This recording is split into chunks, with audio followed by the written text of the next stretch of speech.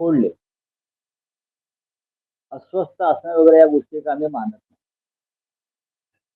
आपण मशाल चिन्हावर निवडून आलात, मग अस्वस्थ व्हायचं कारण काय? तुम्ही स्वीकारलंच ना, मशाल चिन्ह स्वीकारलं तुम्ही. शिवसेना उद्धव बाळासाहेब ठाकरे यांच्या नेतृत्वाखालचं नेतृत्व स्वीकारलं आणि तुम्ही निवडून आला. पक्ष फुटल्यावर तसंच अजित पवार यांनी पक्ष फोडल्यावर माननीय शरद पवार साहेबांच्या नेतृत्वाखालचा मूळ राष्ट्रवादी काँग्रेस पक्ष हा तुतारी या चिन्हावर निवडणुकीत उतरला लोकसभेच्या. आणि मला वाटतं त्यांनी त्यांच्या 7 की 8 जागा निवडून आल्या. फार कष्टानं. या जागा सहज निवडून येत नाही. पवार साहेबांनी सुद्धा त्यावेळेला महाराष्ट्रामध्ये वणवण फिरून खासदार निवडून आणले आणि त्यांनी कमी जागा, मला वाटतं त्यांनी 10 जागा लढवल्या आणि 8 जागा जिंकल्या. मला वाटतं 8. करेक्ट. अस्वस्थ व्हायचं कारण कोणाला असण्याचं कारण नाही. का अस्वस्थ आहे? आपण तुतारी चिन्ह स्वीकारलं, आपण शरद पवार साहेबांचं नेतृत्व स्वीकारल्यावर निवडून आलेला आहे. आणि शिवसेनेचे खासदार असतील किंवा माननीय पवार साहेबांचे खासदार असतील किंवा महाराष्ट्रातले काँग्रेसचे खासदार असतील, तुम्हाला झालेलं मतदान आणि तुम्हाला जे लोकांनी निवडून दिलं की मोदी, शहा आणि फडणवीस यांच्या विरोधामध्ये मतदान करून तुम्हाला निवडून दिलं, मग अस्वस्थ का होत? कोणाला घाबरत आहे? काही कारण नाही ना. मला वाटत नाही की पण अस्वस्थ वगैरे कोणी नसतं. मोदी आणि शहा आणि इतर काही घटक हे दबावाचं राजकारण करतात आणि असे मासे आपल्या गळाला लावतात. पृथ्वीराज चव्हाण हे ज्येष्ठ नेते आहेत, काँग्रेसचे नेते आहेत. त्यांच्याकडे असलेली माहिती त्यांनी नक्कीच माननीय पवार साहेबांकडे पोहोचवली आहे, एवढंच मी मानतो. तुम्ही म्हणता की अस्वस्थ असण्यामागे काही कारण आमचे का आता आमचे 6 गेले, कशा करता अस्वस्थ होते? अस्वस्थ होण्यामागचं मूळ कारण हा निधी असतो. कारण त्या मतदारसंघाचा विकास किंवा त्या कसला विकास करताय? कसला विकास? 100 कोटी दिले तरी विकास नाही करू शकत. नरेंद्र मोदी वाराणसीचा विकास नाही करू शकले अजून. नागपुरात जाऊन बघा काय विकास आहे ते. कसला विकास, कसा विकास कोसळतोय तो बघा तुम्ही. नांदेडला काल पूल कोसळला, मिसिंग लिंक कोसळला, अख्ख्या राज्यभरात रस्त्यांवर खड्डेच खड्डे. हा विकास? कोणत्या विकासासाठी आम्ही अस्वस्थ व्हायचं कारण आहे? लोकांमध्ये राहायचं, पुढल्या निवडणुकीसाठी संघर्ष करायचा आणि आम्ही सत्तेत येऊ हा आत्मविश्वास ठेवायचा. 2029ला देशामध्ये इंडिया आघाडी सत्तेमध्ये येणार आणि महाराष्ट्रामध्ये 2029ला हे भ्रष्ट सरकार आम्ही उकडून फेकून देऊ, हा आमचा आत्मविश्वास आहे. दुसरं कारण असं की एनसीपी, काँग्रेस या पक्षातल्या अनेक खासदारांच्या सहकारी संस्था, साखर कारखाने अशा संस्था आहेत. त्यामुळे साहजिकच या तुम्हाला दबाव येतो. मग तुम्हाला माननीय पवार साहेबांकडून उमेदवारी लढताना जिंकतानाही आठवलं नाही? आपण माननीय पवार साहेबांकडून व त्यांच्या पक्षाकडून उमेदवारी घेताना त्यांच्याकडून कष्ट करून घेताना आमच्याकडे जे 6 खासदार गेले, पक्षाची उमेदवारी घेताना उद्धव ठाकरे यांच्याकडून कष्ट करून निवडणुका जिंकून घेताना कोणाला काय वाटलं नाही का? वाटलं ना. काँग्रेस पक्षाचे सुद्धा जे खासदार निवडून आले त्यासाठी काँग्रेस पक्षाचेही कष्ट आहेत ना. मग राहुल गांधी असतील, सोनिया गांधी असतील, इथे तेव्हा नाना पटोले अध्यक्ष होते, या सगळ्यांचे कष्ट आहेत. तेव्हा तुम्हाला अस्वस्थता का वाटत नाही? अरे बापरे, मी या पक्षात आलो तर माझे साखर कारखाने, सहकारी कारखाने काय जे आहेत ते अडचणीत येतील. आम्ही विरोधी पक्षात असताना जेव्हा आमच्याकडे आलेला आहात, आम्ही सत्तेत नव्हतो हे तुम्हाला माहिती आहे. शरद पवारांनी एकनाथ शिंदेची भेट घेतल्यानंतर आपण टीका केली होती. त्यानंतरचा टायमिंग आहे तुमच्याकडनंही फडणवीसांची भेट घेण्यात आली. आमच्याकडनं म्हणजे कोणा आमदार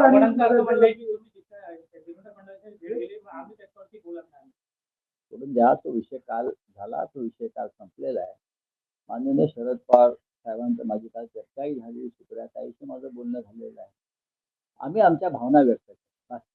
पण तुम्ही आव्हाडांनी तुमच्यावर टीका केली की बरोबर. तुम्ही एनसीपीचे भाजप नेते तुमच्यावर टीका करत आहेत.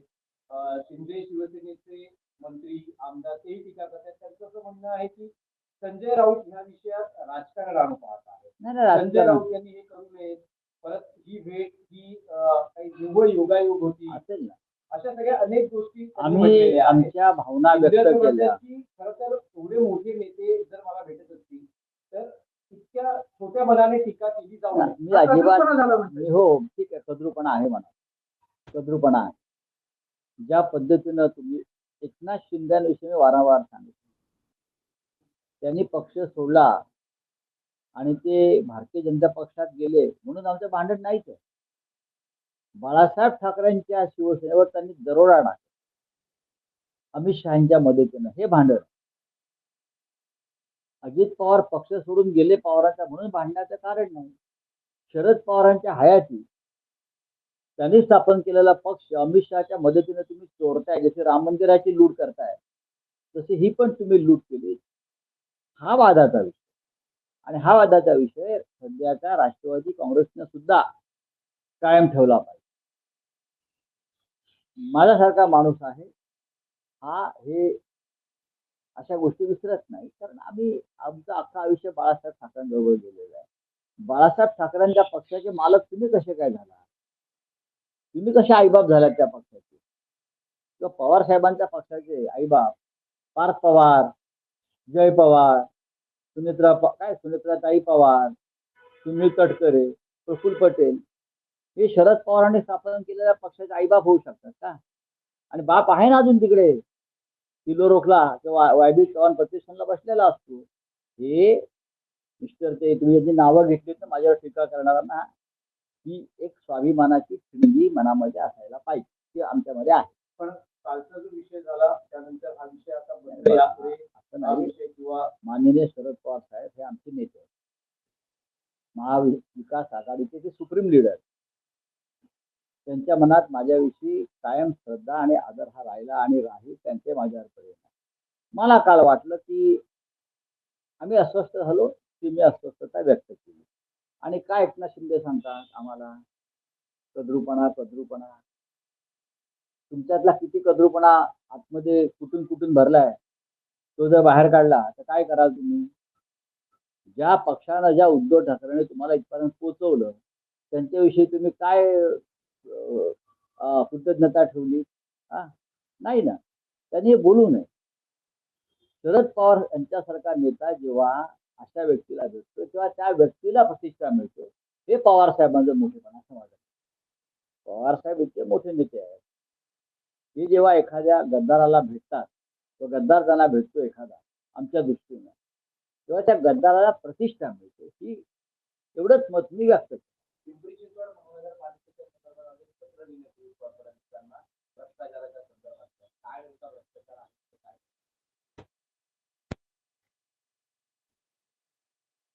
हे त्या भ्रष्टाचाराचे पुरावे. पिंपरी चिंचवड महानगरपालिका बरं का, पिंपरी चिंचवड महानगरपालिकेमध्ये शालेय साहित्य खरेदी झाली. नियम काय? सरकारी किंवा 3 लाखाच्या वर खरेदी असेल ही टेंडर काढा किंवा टेंडर काढा. या प्रकरणामध्ये एक जगदंब टेक्सटाईल नावाची सोलापूरची कंपनी आहे. कोणत्याही टेंडर शिवाय 550 कोटीचं काम शालेय खरेदीचं या जगदंब कंपनीला देण्यात आलं. आणि अवाच्या सव्वा दरात हे प्रकरण हायकोर्टामध्ये गेलं. हायकोर्टानं कान उपटले. प्रकरण सुप्रीम कोर्टामध्ये गेलं. सुप्रीम कोर्टाने जगदंबाला दरपत्रक ठरवून दिलं. या दरानं तुम्ही शालेय शिक्षण साहित्य पिंपरी चिंचवड महानगरपालिकेच्या प्राथमिक आणि माध्यमिक शाळांना पुरवायचं. दर काय आहे? 239 रुपये. हा सुप्रीम कोर्टचं दरपत्रक आहे. सुप्रीम कोर्टाने दिलेला आदेश आहे. आणि महानगरपालिकेनं काय भावाने दिलेला आहे? तर 894. म्हणजे एक नग म्हणजे 547 रुपयाचा फरक आहे. अशा तऱ्हेनं साधारण 550 कोटी रुपयाचा हा अपहार. सुप्रीम कोर्टाची मार्गदर्शक तत्व डावलून पिंपरी चिंचवड महानगरपालिकेच्या आयुक्तांनी आणि प्रशासनानं महाराष्ट्राच्या फडणवीस मंत्रिमंडळातील एका वरिष्ठ मंत्र्यानं एक फोन केला, दबाव आणला की हे काम यांना द्यायचं, टेंडर काढायचं नाही. हे बेकायदेशीर आहे, हा भ्रष्टाचार आहे आणि संबंधित मंत्र्याला ताबडतोब त्या दिवशी 55 कोटी रुपये पोच झाले. कोण म्हणतो? बरं का, संबंधित मी त्याच्यामध्ये माझ्या पत्रामध्ये सांगितलं, हे मंत्री कोण, देवेंद्रजींना माहिती आहे. मुंबई महानगरपालिकेला माझं पूर्ण होत आहे. हे पैसे त्या संबंधित वरिष्ठ मंत्र्याला मिळाले, अधिकाऱ्यांना मिळाले. याच्यामध्ये पिंपरी चिंचवड महानगरपालिकेचे प्रचंड नुकसान झाले आणि अद्यापही गणवेश मुलांना मिळालेले नाहीत. कळलं? कोण आहेत हे भ्रष्टाचार करणारे? याने महाराष्ट्राची बदनामी झाली आहे. मुलांच्या शालेय शिक्षणाच्या साहित्यामध्ये खरेदी भ्रष्टाचार करताय, यात काय बदनामी होत नाही महाराष्ट्रात? कोण आहेत ते मंत्री? हे मंत्री जाहीर करावं स्वतः देवेंद्र फडणवीस यांनी. सुप्रीम कोर्टला तुम्ही जुमानत नाही. तुम्ही सुप्रीम कोर्टाने आपण दिलेल्या मार्गदर्शक तत्वांवरती काम करत नाही. आणि किती 594 रुपयाचा फरक आहे एका नगामागे. किती किती कोटी, शेकडो कोटीचा भ्रष्टाचार. पिंपरीत कुठे गेले ते मुलुंडचे नागडे पोपटलाल? जाऊन नाचा तिकडे आता आयुक्तांच्या दालनाबाहेर. जर तुमच्या अंगावर कमरोची का कपडे उरले असतील तर दाखवा ना. कुठे ईडी, कुठे अँटी करप्शन? हा विषय गंभीर आहे. हा विषय मी पुढे नेणार आहे. मुंबई मनपाला जेम पोर्टल मधून खरेदी करायला लागली. तिथे नाही, मुंबई महानगर हा विषय माझा आहे की डॉक्टर मारहाण प्रकरणात आरोपी असलेले शिंदे शिवसेनेचे नगरसेवक रमेश म्हात्रे यांच्या बाबतीत न्यायालयानं म्हटले की त्यांना न्यायालयात हजर करा, त्यानंतर आम्ही पुढील आदेश देतो. पण सरकार आणि गृह विभाग त्यांना गुंडांना वाचवण्याचं कारण पोलिसांनी पोलीस कोठडीऐवजी डायरेक्ट न्यायालयीन कोठडीची मागणी केली. हो, असं आहे की याला जबाबदार राज्याचे गृहमंत्री आहेत. पोलीस त्यांचं ऐकत नाहीत. खास करून ठाणे जिल्ह्यातले पोलीस हे त्यांचं ऐकत नसून ठाणे जिल्ह्यातलं पोलीस आयुक्त आणि त्यांचं पोलीस दल संपूर्ण शहरातलं हे डेप्युटी सीएमचं हे आहे, घरगडी आहे, हरकामे आहेत. सामान्य माणसाला एक न्याय आणि महिला डॉक्टरवरती हल्ला करणाऱ्या गुंडांना दुसरा न्याय. कोण लागतात तुमचे हे गुंड?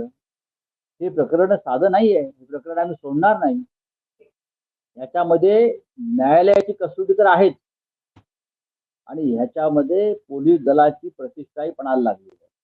पोलीस कोणाच्या घरगड्यासारखं काम करताय ठाण्यातलं हे आता ह्या वेळेला दिसेल. बोलिये. आणखी एकच विषय आहे. महाराष्ट्राला समान नागरी कायदा महाराष्ट्रात लागू करण्यासंदर्भात हालचाली सुरू झाल्या आहेत. काल हे संकेत राज्याचे मुख्यमंत्री फडणवीस यांनी दिले. ती कमिटी जर पाहिली असेल तर आपल्याला कळेल त्या कमिटीवरती कोण कोण आहेत ते. कमिटीमध्ये सर्व समावेशक अशी कमिटी पाहिजे ना, जे महान एका विचाराचे, बरं का, एक विचारी असे लोक त्यात घेतलेले आहेत. खरं म्हणजे त्या कमिटीमध्ये दोन्ही सभागृहातील जे प्रमुख नेते आहेत त्यांनाही घेतलं पाहिजे. समान नागरी कायदा हा महाराष्ट्रासाठी आपण आणणार असा आहे तर तो काय फक्त एका विचाराच्या पक्षाची भूमिका असू शकत नाही ना.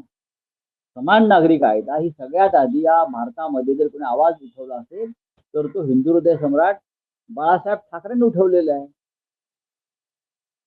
मग त्याच्यामध्ये या सभागृहातले विधानसभेतले दोन प्रमुख पक्षाचे नेते हवेत किंवा विधान परिषदेचे हवेत. दिलेत का? नाही. त्यांच्या हाताखालची ताटाखालची मांजरं होऊ शकते अशा प्रकारचे लोक आहेत. जस्टिस रंजना देसाई त्याच्या प्रमुख आहेत. जस्टिस रंजना देसाईंनी हेच काम गुजरातमध्ये केलेलं. मला त्यांच्याविषयी आक्षेप नाहीये.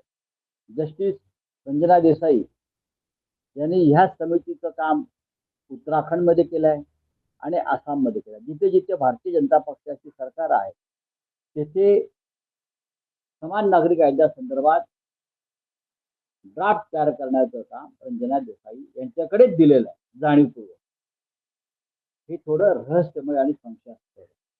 आणि ते रहस्य काय ते माझ्याकडे मला माहिती नाही राऊत साहेब, यातला एक स्पेसिफिक प्रश्न आहे. राऊत साहेब, स्पेसिफिक प्रश्न आहे. तुम्ही म्हणालात की देशात सगळ्यात पहिला आवाज समान नागरी कायदा लागू करण्यासंदर्भात महाराष्ट्रातून बाळासाहेबांनी उचलला. जर महाराष्ट्रामध्ये हा कायदा लागू केला जाणार असेल तर त्याला शिवसेना उद्धव बाळासाहेब ठाकरे पक्षाचं समर्थन विधिमंडळात मिळेल का? आधी या कमिटीचं काम सुरू होतं. या कमिटीला अनेकांना बोलवावं लागेल, अनेकांना. त्याच्यामध्ये काय भूमिका आहे प्रत्येक घटकाच्या त्या समजून घ्याव्या लागतील. त्याच्यामध्ये जर भारतीय जनता पक्ष राजकारण आणत असेल तर आम्हाला त्याच्याकडे फार डोळसपणे पाहावं लागेल. पण आम्हाला माहिती आहे समान नागरी कायदा काय असायला पाहिजे, कसा असायला पाहिजे, त्याच्यामध्ये कोणते मुद्दे असायला पाहिजे. ते आमच्याकडे त्यांच्यापेक्षा आधीपासून आम्ही याचा अभ्यास केला. हा बोलिये. छत्तीसगडमध्ये तर अजूनही कचऱ्याच्या ढिगाऱ्याखाली लोक अडकलेले आहेत. तो नहीं नहीं, नाराज कल थे आज नहीं. पवार साहब हमारे सुप्रीम लीडर है महाविकास आघाड़ी के, हमारे नेता है. कल हमारी भावना से हमने कल इस बारे में नहीं, देखिए एकनाथ शिंदे इस देश का सबसे बड़ा गद्दार ये हम मानते हैं. जब अजित पवार ने पवार साहब की पार्टी तोड़ी तो भी हमें इतना ही दिल को हमारी चोट लगी. ऐसे लोगों को हमारे जैसे लोगों ने जो राजनीति में है प्रतिष्ठा नहीं देनी किसी भी हालत में. तो कल कोई भी गद्दारी करेगा और हम बड़े नेता जाकर उनके घर में चाय पियेंगे तो कार्यकर्ता क्या सोचेंगे. मैं कार्यकर्ताओं की भावना के बारे में बोल रहा था कि कार्यकर्ता को अच्छा नहीं लगता. चलो ठीक है.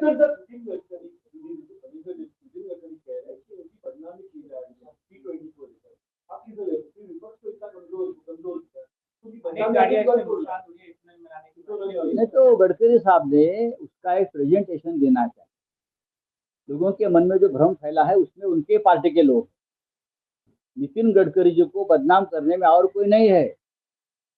भारतीय जनता पार्टी के ही लोग हैं जो गडकरी साहब को बदनाम करना चाहते हैं, उनको किसी एक जाल में फंसाना चाहते हैं.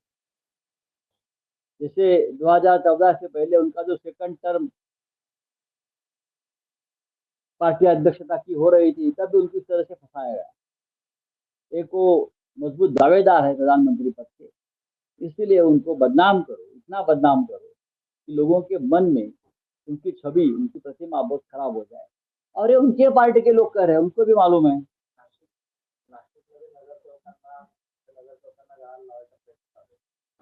नगरसेवकांना